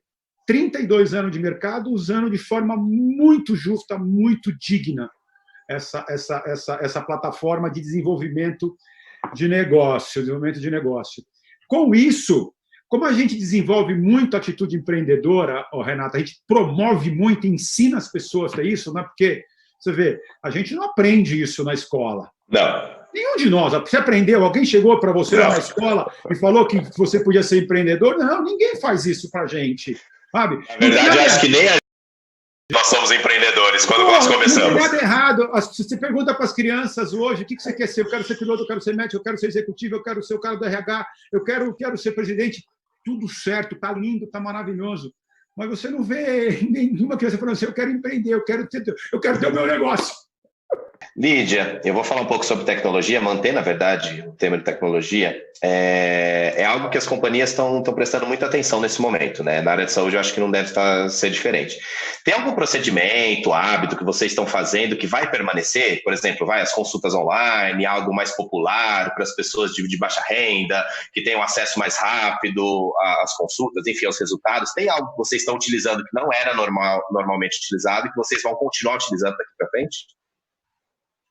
Sim, a gente disponibilizou, né, vários canais que eram projetos que já estavam, eu digo que já eram projetos piloto para esse ano, estavam em testes, plataformas de agendamento online para o cliente, o próprio aplicativo, né, a gente colocou novas funcionalidades de tal forma que o cliente que ele não é convênio, que sim, ele vai fazer o exame particular, ele pode entrar ali, fazer todo o cadastro dele e já chegar em qualquer uma das nossas unidades e realizar o exame. Eu digo que cada vez mais já era uma tendência do consumidor, essa demanda por por canais, né, de atendimentos mais rápidos e um consumidor cada vez mais com perfil digital. E o que a gente viu é que com a pandemia isso se acentuou e veio para ficar. Nós temos uma plataforma de e-commerce que a gente já tem ela há 1 ano, colocamos no início do ano passado e começamos com venda de vacinas, porque vacinas é só particular, né, não faz por convênio. E a gente já tinha colocado no planejamento deste ano a gente colocar outros exames, né, exames de genética e outros tipos de exame. E o Covid foi uma experiência interessante, que nós colocamos tanto o PCR quanto agora a sorologia. Foi uma forma que a gente colocou na plataforma para vender, foi um outro projeto que nós colocamos para rodar, foram unidades drive-thru, com um aumento, como eu disse, a gente houve uma demanda, né, um boom muito grande da procura dos pacientes pelos exames de Covid. A gente está passando por esse momento em muitas regiões do Brasil, não só Brasília. Brasília agora nós estamos no pico da epidemia, diferente de São Paulo e de outros estados que já passaram por esse momento, o Distrito Federal está neste momento. Então, o Drive-Thru para a gente é um projeto que eu digo que é uma grande experiência para a gente de inovação. Ele estava no nosso pipeline já do nosso planejamento estratégico desse ano, e eu digo que ele sairia lá entre setembro e outubro, quando estava planejado de sair para uma unidade de atendimento móvel Drive-Thru para atender o cliente mais rápido. E eu digo que esse foi um projeto que, final de março, começo de abril, nós colocamos ele em pé em 10 dias, né, com a nossa plataforma de e-commerce, com todas as licenças de funcionamento, licença de vigilância sanitária, Detran. Então, o paciente ele entra na nossa plataforma de e-commerce, ali ele escolhe o exame que ele quer fazer, né, seja PCR ou seja sorologia, ele paga ali, ele escolhe o turno e o drive-thru que ele quer fazer, porque hoje nós já temos 8 drive-thrus em Brasília e em 6 outras cidades no Brasil. E ali ele já agenda em que turno que ele quer fazer, ele chega, ele recebe um QR Code, ele chega na nossa unidade drive-thru, faz a leitura ali do QR Code dele, em 3 a 4 minutos ele faz a coleta do exame dele e já sai e está liberado para ir embora. Então, eu digo que aí a gente vê a capacidade das empresas, o quanto a gente tem. Eu digo que há pelo menos 3, 4 anos eu participo de eventos de tecnologia, de inovação, falando de disrupção na área de saúde, e eu digo que a gente disruptou nesses 3 meses o que a gente discutia em painéis, em conferências e congressos há 3 anos. Então, quer dizer, fica também mais uma lição aprendida para a gente, de que quando a gente quer fazer, a gente dá conta de fazer rápido. E talvez uma coisa que eu acho que foi a Patrícia que comentou, que é também a gente ter mais tolerância ao erro, né, e colocar mesmo para funcionar, mesmo a gente errando, ter capacidade, claro, né, de mudar rápido, de ajustar a rota, mas do quanto é importante ter a velocidade, de fato, colocar esses projetos, né, que são projetos novos, e que isso dá celeridade para a empresa, vai mudando a forma de se relacionar com o cliente. Eu digo que sim, plataformas, né, de telemedicina, prontuário eletrônico integrado com o pedido médico, com o resultado já do paciente, para que o paciente tenha tudo via o nosso aplicativo, ele tem todas as informações que ele quiser no nosso aplicativo, ele não tem que ligar na nossa central, ele não tem que ir em nenhuma unidade, ali ele tem tudo, todas as informações que ele precisa saber, desde qual unidade utilizar, qual exame faz em qual lugar, quais as orientações, preparo para os exames, agendamento e tudo no aplicativo. Então, eu digo que nesses 4 meses, aí, desde o início da pandemia, nós colocamos todos esses projetos que estavam rodando, alguns em teste, né, chatbots, 3 soluções, pelo menos, que a gente estava usando de inteligência artificial. Eu digo que hoje está tudo rodando, né, com ajustes, corrigindo, né, tem hora que pare, que tem que corrigir, mas eu digo que está tudo funcionando, e eu acho que essa é a tendência da empresa daqui para frente, porque é o novo perfil do consumidor, né, totalmente digital mesmo. Sim, com certeza. Eu acho que a transformação digital nunca foi tão utilizada nesse momento.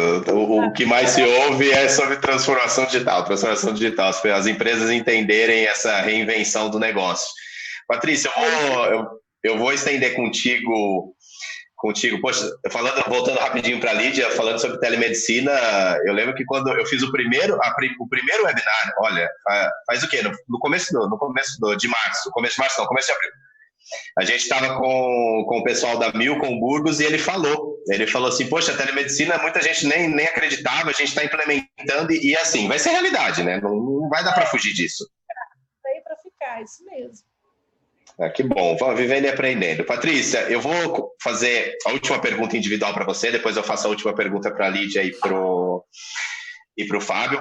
O Sandro também já vai responder, e depois a gente vai para a consideração final. Quando eu já tinha conhecido essa plataforma para pequenos empresários que vocês têm. Inclusive, quando foi falado na imprensa, eu achei super legal, eu achei uma possibilidade das pessoas terem uma renda extra super bacana mesmo. Eu quero saber se essa ação vai continuar, eu imagino que sim, mas se ela vai continuar, se vocês vão manter ela, e se aumentou o fluxo do site de vocês. Porque é uma coisa tão bacana. Hoje a gente entra no site do Magazine Luiza, você consegue achar qualquer coisa que, assim, que eu nunca nem imaginei que eu poderia comprar lá, eu acho lá. Então, eu acho que foi uma inovação super importante. Eu acho que vocês deram uma fonte, como eu falei, uma fonte de renda para pessoas que têm o seu negócio, que têm o seu produto, que pode ser vendido numa plataforma que é super conhecida, uma plataforma que é super visitada. Então, eu quero que você me fale um pouquinho sobre isso. Tem muita gente que deve conhecer, tem gente que não conhece, como que faz, e se vocês vão manter, e se aumentou o fluxo do site de vocês, que eu acho que provavelmente deve ter aumentado. Vamos lá, muito bom. Bom, na verdade, assim, Renato, é muito bom você estar numa empresa que tem propósito, né? E particularmente aqui no Magalu, todas as nossas estratégias decorrem do nosso propósito. Eventualmente, a gente pode mudar as estratégias, mas elas sempre estarão alinhadas ao nosso propósito. E o propósito da empresa é levar o acesso de muitos, o que é privilégio de poucos, através de uma plataforma digital com pontos físicos e calor humano. E todo o trabalho que a gente vem desenvolvendo ao longo desses anos é exatamente para fazer isso, né? Levar ao acesso de muitos, o que é privilégio de poucos, sempre através de uma plataforma digital. E o Magalu já vinha neste caminho. As estratégias da companhia todas tinham sido desenhadas no caminho lá atrás de ser, mais recentemente de fortalecer o que já que é uma plataforma, né? É essa a ideia nossa. E o que aconteceu nesse momento de pandemia? Nesse momento de pandemia, quando tudo aconteceu, a gente parou, olhou para frente, a gente é muito, muito focado, né, nas nossas estratégias, exatamente porque são elas que reforçam e ajudam a gente a atingir o nosso propósito. E a gente olhou para aquelas estratégias e falou, olha, nós tínhamos desenhado essas estratégias aqui, num momento antes da pandemia, onde a realidade era uma. E agora, o que nós vamos fazer? E aí percebemos que era momento de revisitá-las e entender o que daquilo que a gente tinha desenhado fazia sentido prosseguir naquele momento, neste momento que a gente estava vivendo, e o que daquilo não fazia sentido, a gente tinha que postergar. Por outro lado, o que a gente tinha planejado, mas talvez mais para frente, e que era a hora de puxar para agora, porque neste momento era mais importante, fazia diferença agora, e a gente precisava de coisas que fizessem a diferença agora. Para quê? Para atingir o nosso propósito. E foi neste readequar de estratégias, nesse reavaliar de estratégias, que nós trouxemos a estratégia do parceiro Magalu, que já era uma estratégia da companhia, já estava desenhada, já ia acontecer, e nós apenas o que fizemos, priorizamos, trouxemos ela muito rapidamente para colocar de pé neste momento. E fizemos isso exatamente porque a gente tinha consciência que isso ia ser fundamental, ia ser determinante na vida de muitos varejistas. Eu não sei se vocês têm ideia, mas hoje nós temos cerca de 5 milhões de varejistas, dos quais apenas 50 mil, em média, são digitalizados, né? Vendem no comércio online. É muito pouco, gente, é muito pouco. E os pequenos foram os que primeiro sofreram, né? Porque, de fato, não tinham uma estrutura, não tinham caixa, não tinham outras coisas, não tinham outras formas de redirecionar o seu negócio. E foi aí que, muito motivados pelo que sempre nos moveu, né, que é o nosso propósito, nós falamos, não, vamos fazer isso, vamos fazer rapidamente, colocamos a plataforma do parceiro Magalu no ar, em 60 dias, e a plataforma do parceiro Magalu basicamente você que é pequeno varejista, que tem um negócio, mas que você é analógico, você não é digital, eu vou possibilitar que você venha vender no meu site, porque nós vamos conseguir lhe ajudar. Lógico que vai ser excelente para o Magalu, porque quanto mais produto eu tiver na minha plataforma, mais interessante eu sou, mais acesso eu tenho, mas principalmente vai ser decisivo na continuidade daquela empresa. Em 60 dias nós tínhamos 20 mil pessoas já na nossa plataforma, 20 mil sellers, hoje são 45 mil cadastrados, e que, sem dúvida, nós temos depoimentos maravilhosos, assim, emocionantes mesmo, e sellers que contam como eles sobreviveram, e sobreviveram bem, e às vezes até redirecionaram melhor os negócios dele em função do parceiro Magalu. Sim, é uma estratégia que vai prosseguir, né? Faz parte de todo o nosso desenho de negócio, e sem dúvida, isso vai prosseguir sim. Sim, reforça sim o nosso site, traz acesso, traz busca de outras pessoas em outros produtos para o nosso site, mas especialmente ele deu possibilidades, que é algo que a gente de fato acredita muito, a esses varejistas a passarem por esse momento, e mais do que isso, né, que isso também seja exemplo para que tantos outros venham. E a gente volta sempre naquela questão que eu falei inicialmente. Acho que numa sociedade... o caminho da digitalização, ele é inevitável. E quanto mais rápido as pessoas perceberem, mais fácil será para elas. E acho que você viabilizar isso para pessoas que teriam muito mais dificuldade, porque tem menos estrutura, não tem como, vou montar uma área de tecnologia, né? Às vezes nem consegue ter uma percepção tão clara, e você chegar até essas pessoas e auxiliar nesse processo, e o que isso movimenta, eu acho que é um privilégio da nossa parte, contribuir, fazer, realizar um projeto dessa grandeza, né?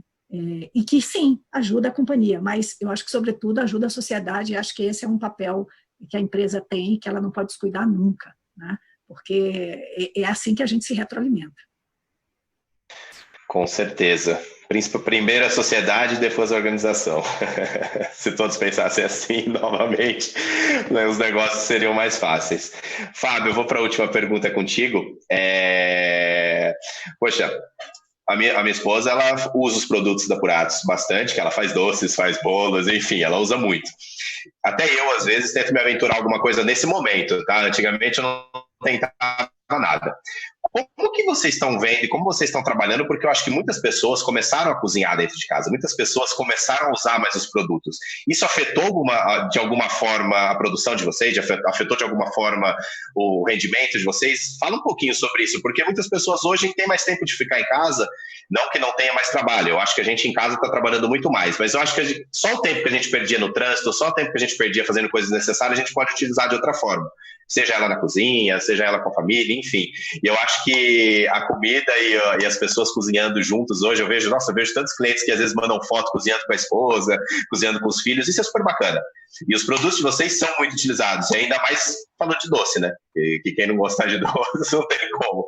Me fala um pouquinho como que está sendo todo esse processo, se vocês tiveram um aumento de produção por conta disso, se vocês tiveram um aumento de vendas por conta disso, e se você quiser complementar com alguma prática que a Puratos realizou, eu já falei com a Lídia, falei com a Patrícia, com o Sandro também, se você quiser complementar com alguma prática nova, que eu acho que vai continuar como tendência dentro da empresa, também pode finalizar. Claro. Renato, a tua pergunta é super interessante porque ela está no coração de uma conversa estratégica que a gente precisou ter na companhia no início da pandemia. De fato, tem milhões de consumidores que estão ficando em casa. De fato, aumentou exponencialmente o número de procuras e o número de compras no final, de ingredientes para as pessoas fazer um pão em casa, fazer um bolo em casa, fazer um doce em casa. Agora, nós somos, de natureza, a Puratos tem 100 anos de existência, e no Brasil estamos há 50 anos, mas desde o começo a gente definiu a nossa estratégia muito clara como um player B2B no mercado. Nós estamos no negócio de fazer os nossos clientes ter sucesso no negócio deles, que é vender para consumidores. Sim. Então, tivemos essa conversa. Felizmente, quando você tem disciplina estratégica, é uma conversa que demorou 5 minutos, e em 5 minutos a gente decidiu que não íamos praticamente essa oportunidade nesse momento de vender direto para consumidores. A gente decidiu, simplesmente confirmou que não íamos entrar em concorrência com os nossos clientes. Agora, dito isso, tem sido um período de continuar entendendo e ficando muito próximo, e continuar pesquisando, como fizemos sempre, esse consumidor final, para ajudar os nossos clientes a entender quais são as mudanças em tendências de consumo, quais são as mudanças em hábitos de consumo que, de fato, têm se modificado muito. Isso tem gerado impactos super relevantes, obviamente, na indústria do food service, e nós servimos e atendemos a indústria de food service, é uma dos nossos canais principais. Obviamente está impactado negativamente de forma importante, e temos tentado ajudar esses clientes se reinventarem com receitas, com soluções, etc. Temos tido outros segmentos de mercado que estão explodindo. Nós somos o líder no mercado brasileiro, na América Latina toda, em produtos de fermentação natural, por exemplo, e esse consumidor que está em casa, que está fabricando pão em casa, está também mais ciente da necessidade de consumir produtos cada vez mais saudáveis. E o pão elaborado com fermentação natural, que é bem mais demorada, tem uma série de benefícios para a digestão, tem uma série de benefícios para a saúde do consumidor, e obviamente temos visto um aumento exponencial nessa parte, nesse segmento de produtos especificamente.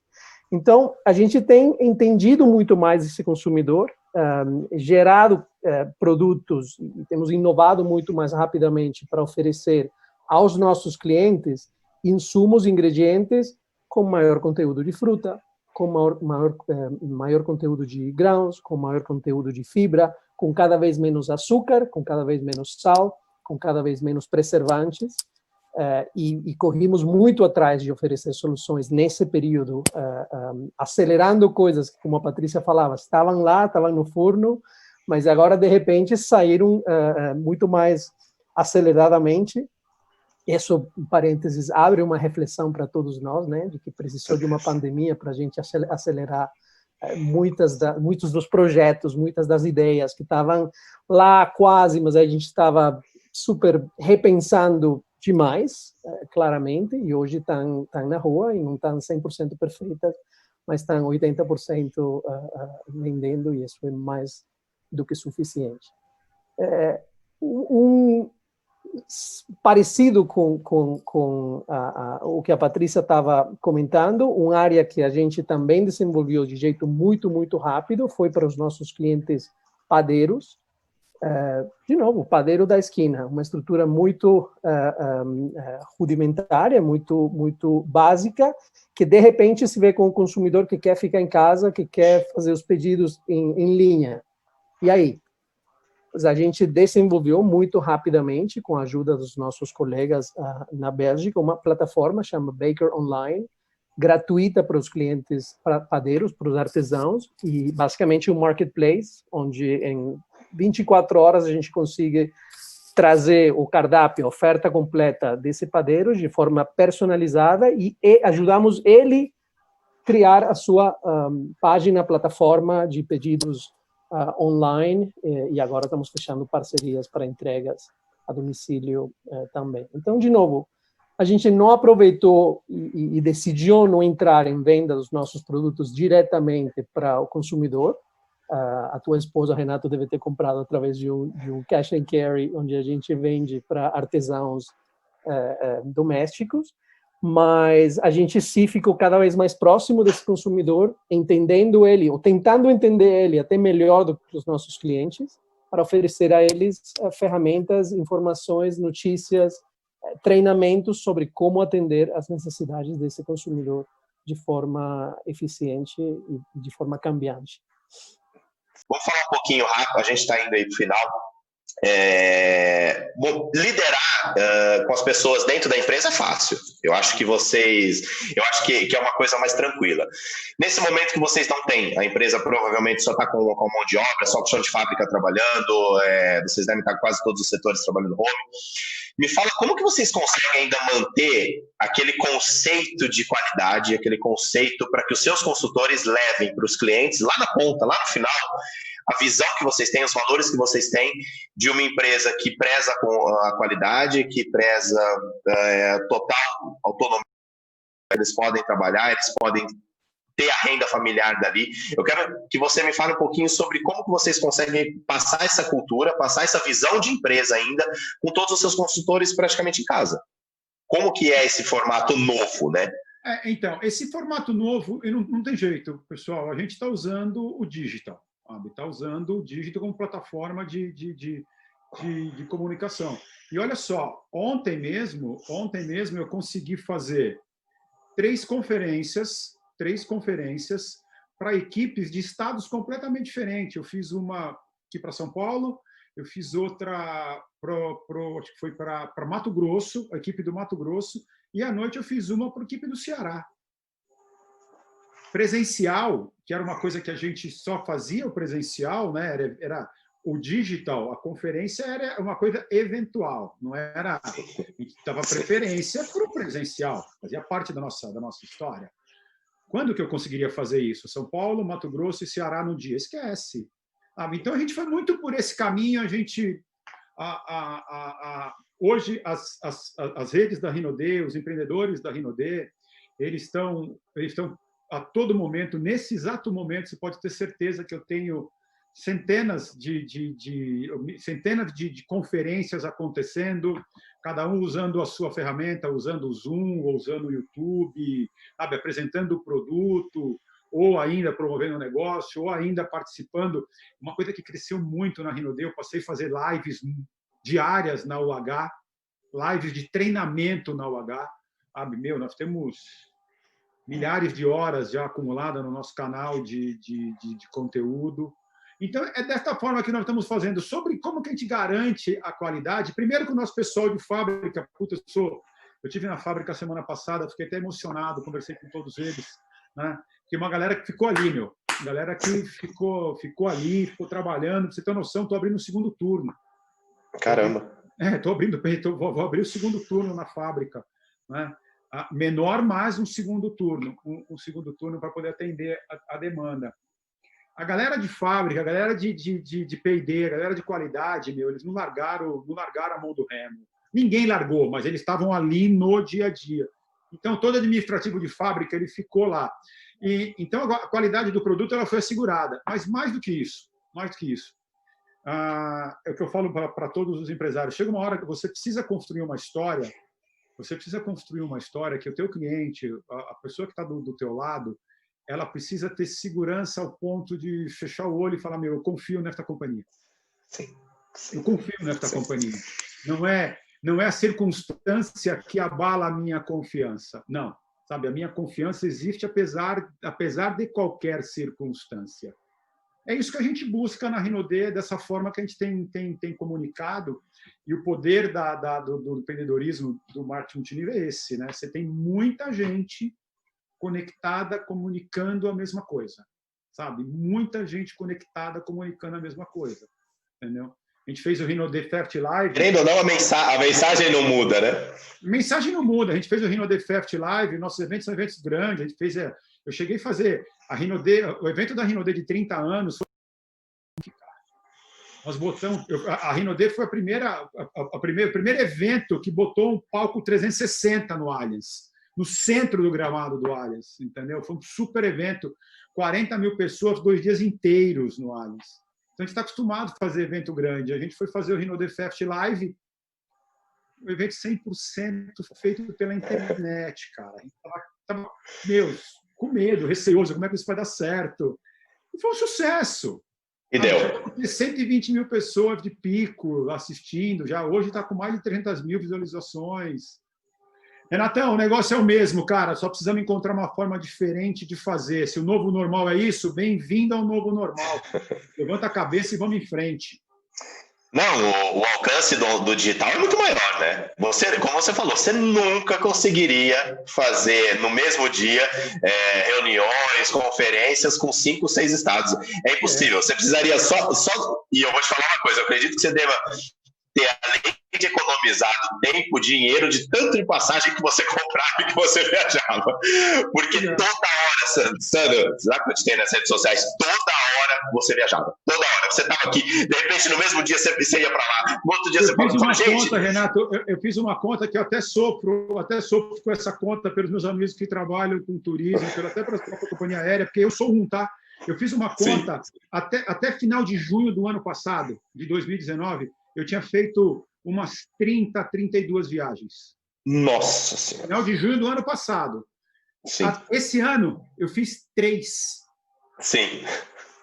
3, cara, 3.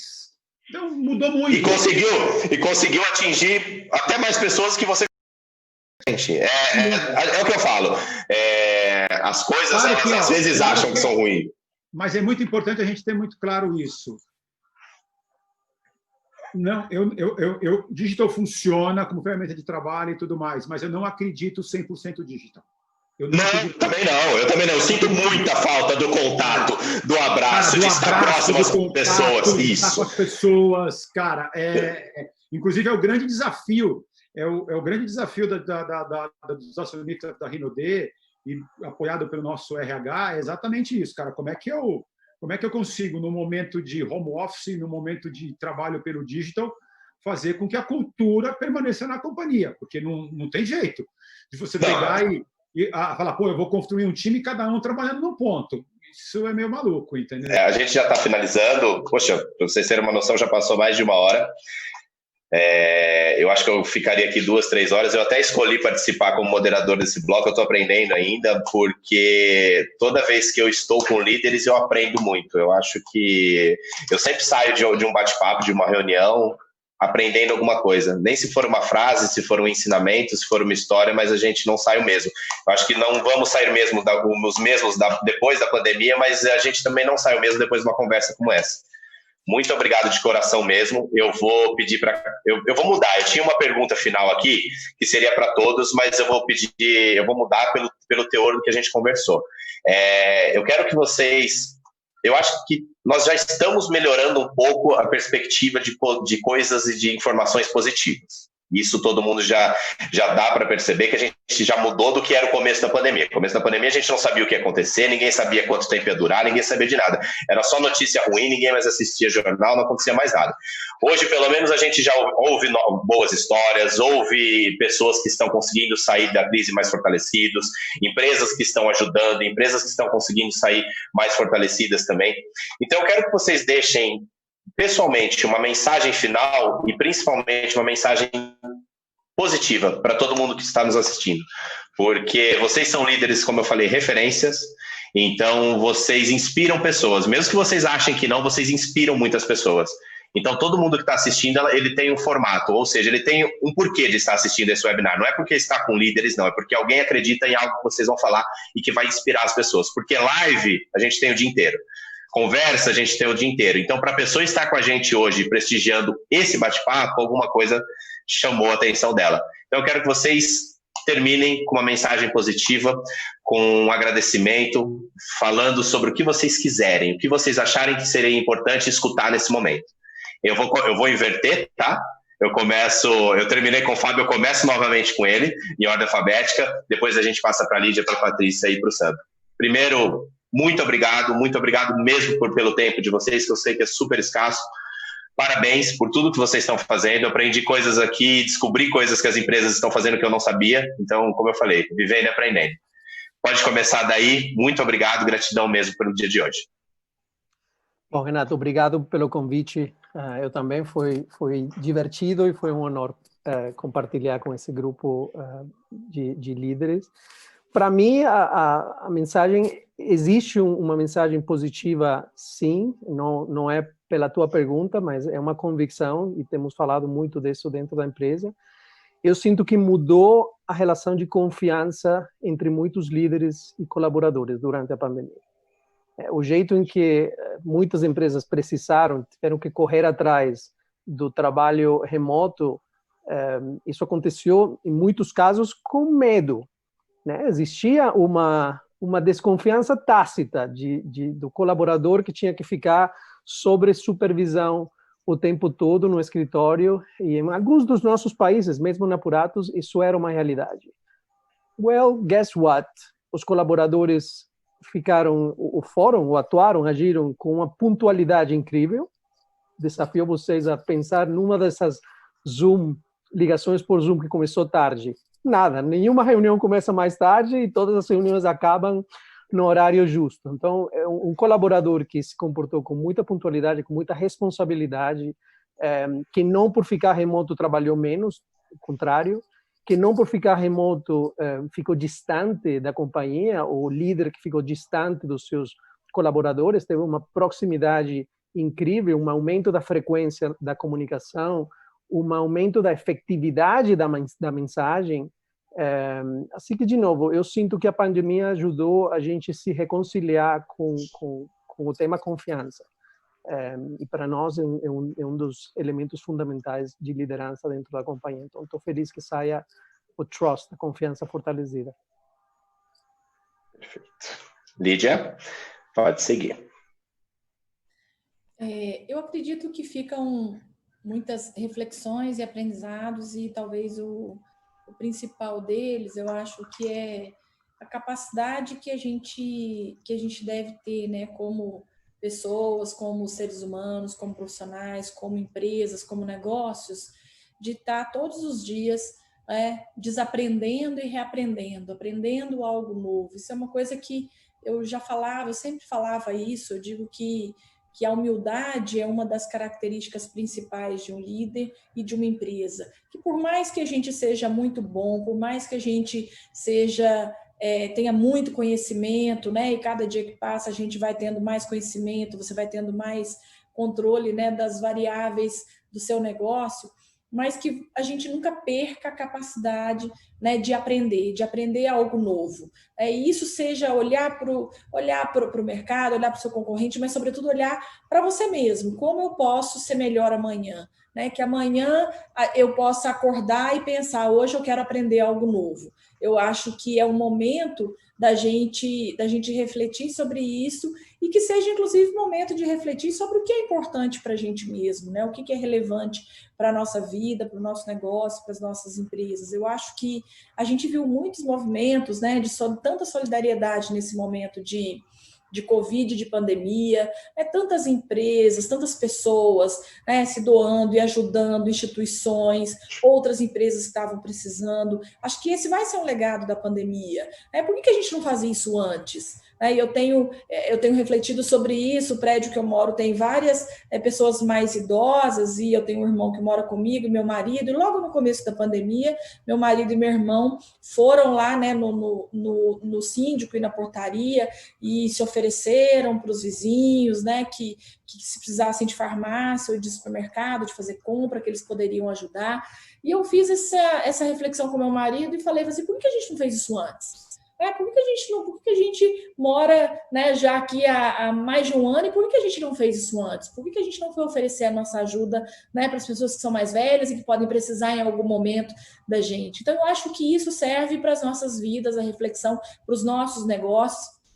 A gente fala tanto que a gente quer, né, transformar a sociedade, construir uma sociedade melhor, contribuir para um país mais desigual. A gente sabe, né, o quanto, depois de uma pandemia dessa, os riscos que a gente corre, né, de aumento da desigualdade social, e de sim a gente ter muito mais problemas numa sociedade, né, que vai ter aí desafios enormes para se reestruturar, para de fato conseguir, né, fazer uma retomada econômica do nosso país. Então, que a gente, como pessoas, como profissionais e como negócios, tenhamos o olhar para nós mesmos, para o nosso negócio, mas cada vez mais, muito menos eu e muito mais o nós e muito mais o coletivo. Que essa solidariedade que a gente viu aflorar tanto em meio a essa pandemia, que de fato ela permaneça depois em tudo que a gente fizer, olhando, né, para outras pessoas, para outros negócios, o quanto a gente muitas vezes pode inspirar, pode ser exemplo, pode trocar ideias, fazer isso que a gente está fazendo aqui, doando muitas vezes o que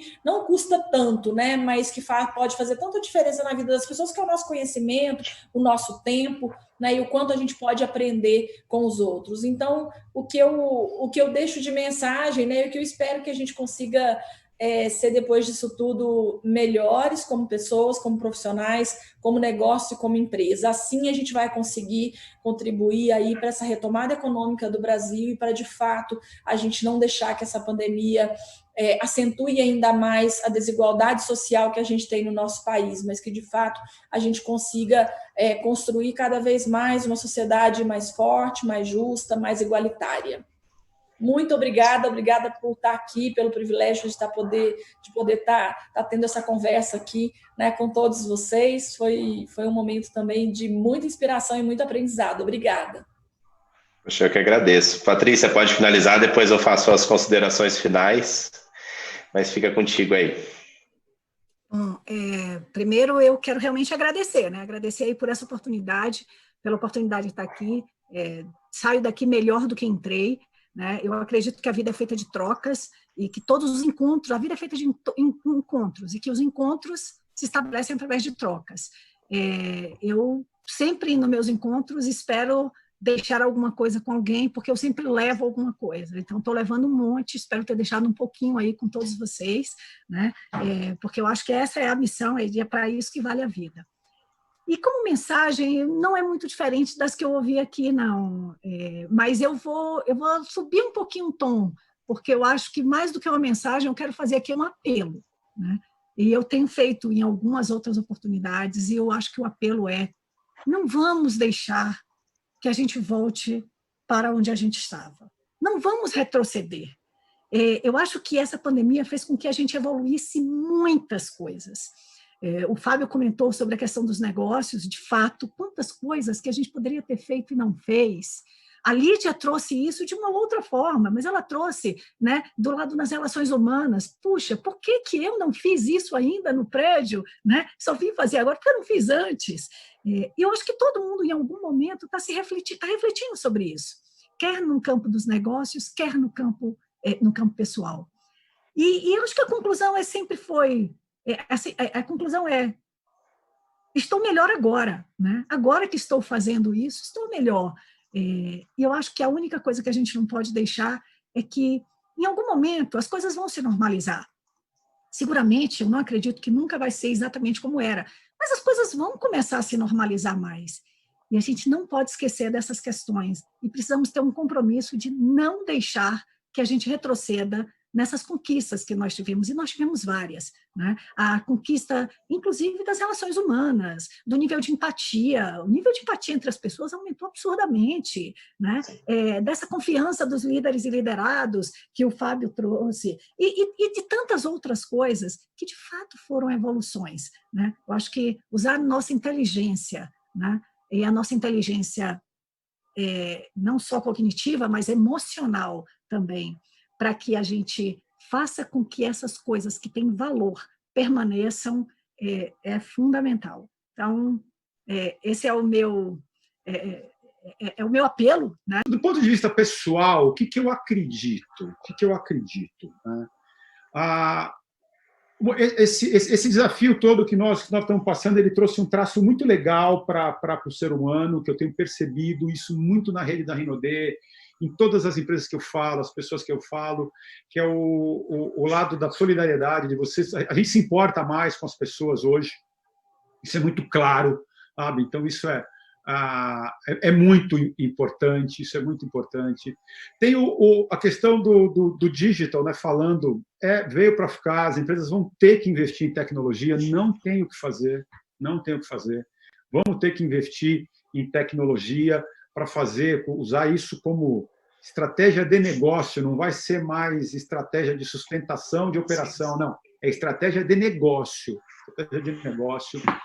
A questão do home office, ela veio para ficar, na minha visão, ela veio para ficar, e claro que eu não acredito no 100%, por uma questão de relacionamento, como eu falei, o ser humano ele nasceu para viver em comunidade, né, em sociedade, não em 100%, mas veio sim, veio para ficar, e de verdade, Renato, o que eu acredito muito,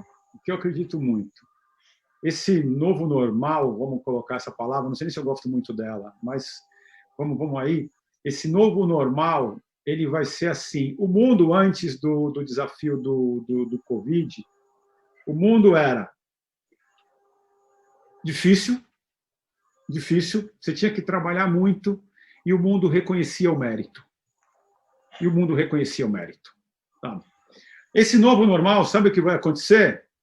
Vai ser difícil, você vai ter que trabalhar muito e ainda vai continuar reconhecendo o mérito, cara. Não tem jeito. Eu não acredito em escolhidos, eu não acredito que Deus joga dados, eu acredito no mérito. Eu acredito naquele cara que faz mais, naquela mulher que faz mais, entendeu? Que faz mais que o outro. Sabe? Todo mundo pode fazer mais, é uma questão de decisão. Então, para mim, essa não vai mudar muito. Como eu falei, vai mudar a forma de fazer. Mas vai continuar sendo desafiador, vamos continuar tendo que trabalhar muito e vai continuar reconhecendo o mérito. É isso que eu acredito e, mais uma vez, obrigado pelo convite. É um prazer enorme, uma satisfação enorme bater um papo com você, com a galera do Gestão RH. E eu, quando eu falo de Rinodê, eu sou apaixonado, né? Eu tenho uma frase que eu tenho usado que eu falo assim: amo o que faço, porque faço onde faço. Sabe? Gente, muito obrigado mesmo por tudo aí que vocês trouxeram para todo mundo que está assistindo, de coração. Foi até bacana falar sobre essa mensagem final para que vocês pudessem falar algo do coração mesmo. Eu acredito que vocês falaram coisas diferentes, mas com o mesmo sentido, né? Que a gente não retorne ao que éramos, que a gente possa pensar um pouco para frente e que, se possível, e eu acho que é possível, a gente continue com o bem da doação, com o bem da ajuda e com o bem ao próximo. Então, o lado humano cada vez mais forte. Obrigado, estamos encerrando por aqui. Quero agradecer ao Fábio, a Lídia, a Patrícia, ao Sandro, agradecer a DP mais uma vez por estar conosco nesse webinar. Até a próxima e com mensagens positivas. Obrigado. Obrigado, tchau. Obrigada. Tchau, obrigada.